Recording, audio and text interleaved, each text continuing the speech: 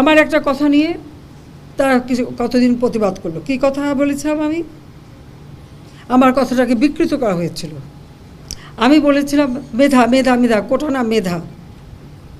তো কোটা আমাদের নারীর কোটা, প্রতিবন্ধীদের কোটা, নৃগোষ্ঠীর কোটা, প্রত্যেক জেলার কোটা, মুক্তিযোদ্ধা পরিবারের কোটা, সেগুলো তো আমি বাতিলও করে দিয়েছিলাম।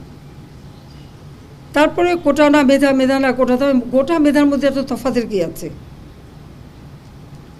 এখানে মেধাই তো হয়। প্রথমে প্রিলিমিনারিতে তাদেরকে পরীক্ষা নেওয়া হয়, এরপর লিখিত পরীক্ষা হয়। লিখিত পরীক্ষা পাশ করলে তখন তাদের ভাইবা নেওয়া হয়। ভাইবা নেওয়ার পরে তারপর যখন পদায়ন করা হয় তখন যারা মেধাবী তারাই পায়। আর অবশ্যই এই কোটাগুলি ভাগ করে দেওয়া হয়। তাহলে যারা পরীক্ষা দিয়ে মেধাবী তারাই তো পাচ্ছে। সেই সূত্রে আমি বলেছিলাম যে কি মেধাবী কি শুধু মানে মুক্তিযোদ্ধা পরিবারের সন্তান সন্ততিরা কি মেধাবী না? তাহলে মেধাবী কি শুধু ওই রাজাকারের ছেলে মেয়ে?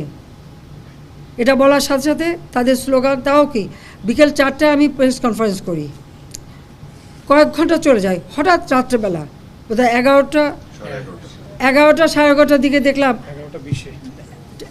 অনেক ছেলে মেয়ে বের হয়ে আসছে, মেয়েরা হল থেকে বের হয়ে আসছে। তাদের স্লোগানটা কি?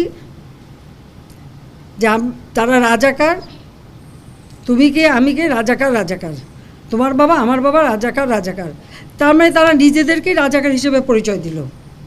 আমি তো তাদের রাজাকার বলিনি। তারা নিজেরাই স্লোগান দিয়ে নিজেদেরকে রাজাকার হিসেবে পরিচিত করলো সকলের কাছে। এবং এটারই প্রতিবাদ প্রত্যেক শ্রেণী পেশার মানুষ কিন্তু করেছিল, সকলেই। হ্যাঁ, আমাদের ছাত্রলীগ থেকে শুরু করে, যুবলীগ থেকে শুরু করে অন্যান্য সংগঠন, প্রগতিশীল সংগঠন সকলেই কিন্তু এর প্রতিবাদ করেছে। এমন কোনো সেকশনের মানুষ নাই যেটা প্রতিবাদ না করেছে।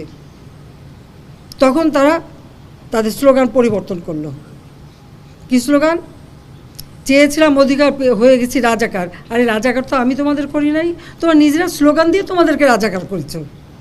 তোমরা স্লোগান দিয়েই তোমাদের পরিচয় দিয়েছো। তোমরা শুধু না, তোমরা রাজাকার, তোমার বাবা রাজাকার, এটা তো তোমরাই করেছো।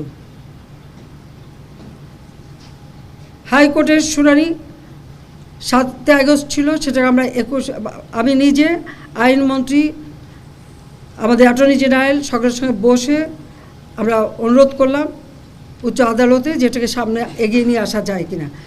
আনা হলো 21শে জুলাই।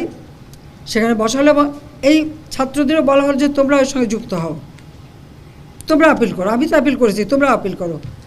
তারা কিন্তু যুক্ত হলো, কিন্তু তারা আন্দোলন থামালো না। তারপরে যখন রায় হয়ে গেল তাতেও তারা উঠবে না। কেন? প্রজ্ঞাপন জারি করতে হবে। রাষ্ট্রপতিকে 24 ঘন্টার আলটিমেটাম, এখানে আলটিমেটাম, ওখানে আলটিমেটাম, আলটিমেটাম দেওয়া শুরু হলো। এটা কোন ধরনের কথা? একটা মানলে আরেকটা, আরেকটা মানলে আরেকটা। 1 দফা কোটা সংস্কার, তার থেকে চলে গেল 3 দফা, তারপরে 6 দফা, তারপরে 8 দফা, তারপরে আবার 4 দফা। যখনই যেটা চাচ্ছে যেই দিয়ে দিই তখন আরও একটা দফা। এই করতে করতে যখন প্রজ্ঞাপন, আইনমন্ত্রী বলেন এটা তো সময় লাগে। তারপর আইনমন্ত্রী কিন্তু বলে দিলেন যে আমি মঙ্গলবারে প্রজ্ঞাপন করে দেবো। ঠিক সেই মতো প্রজ্ঞাপনও করে দেওয়া হলো। প্রজ্ঞাপন যখন পেয়ে গেল, তারা যা চেয়েছিল তার থেকে বেশি, তাদের 90% ছিল, 93%। আর মুক্তিযোদ্ধা ছেলে মেয়ে সন্তান লেখা হলো।